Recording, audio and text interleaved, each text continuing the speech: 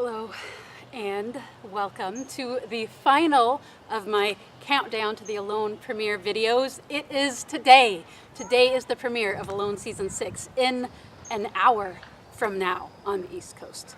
A little while from now on the West Coast where I happen to be, but it's very exciting and I hope you'll be joining me.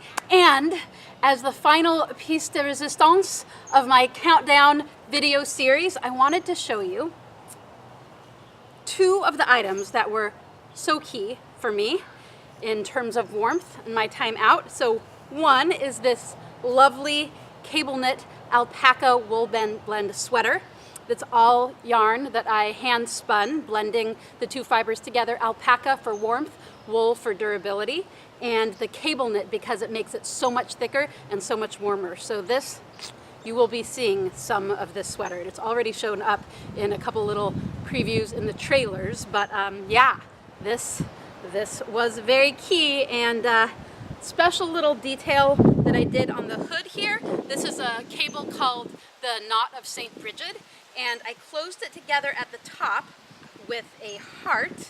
Up at the top here, it's probably a little bit hard to see. And then I brought it and I showed my friend Jamie, who's hosting the premiere party that we're having starting in 1 hour. And she said, "Wow, Wonia, that looks like an owl." And I didn't even do that on purpose, but it totally looks like a barn owl. And was just another little piece of the animal medicine that I brought out there with me.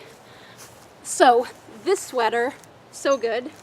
And then, my friends, you have seen it if you've been paying attention to the profile that the History Channel has of me, but this is the parka that I made for my time out. So as I was preparing for Alone Season 6, I was really spending a lot of time thinking about the dress of the native people of the area before contact and access to things like synthetic materials and down jackets and what have you.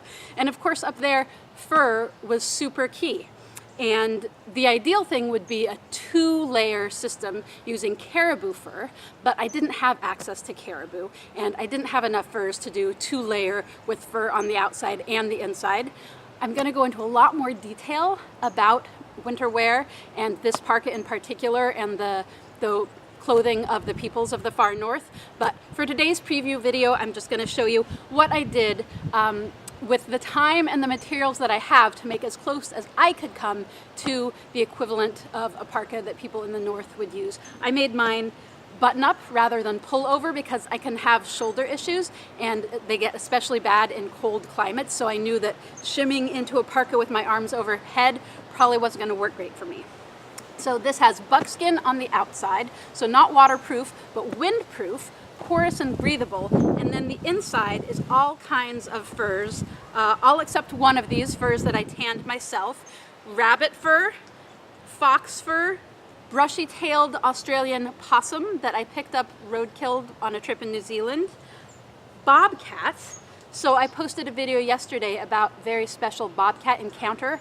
I had another bobcat encounter, this time with a bobcat that was dead, shortly after the first bobcat encounter, and that bobcat accompanied me on my journey in my parka. So carrying the bobcat medicine big time. Yeah, fox, rabbit, bobcat, and beaver. Beaver. And New Zealand possum, which is actually an introduced Australian brushy-tailed possum. So this fur parka, oh my goodness. Amazing. And I used several different layers in addition to the furs in there, some down and some felt and the furs and the buckskin. So this little puppy is one of the most treasured things in my life. And I can't tell you anymore, and I can't tell you why. You're just gonna have to watch for yourself. But super excited to talk more about this gear once we get to the point where I can actually tell you a little bit more about how things went out there and how it all did for me. So, oh my goodness, Alone, Season 6, the Arctic, any minute now. Hooray. Thanks so much, and I hope you'll join me.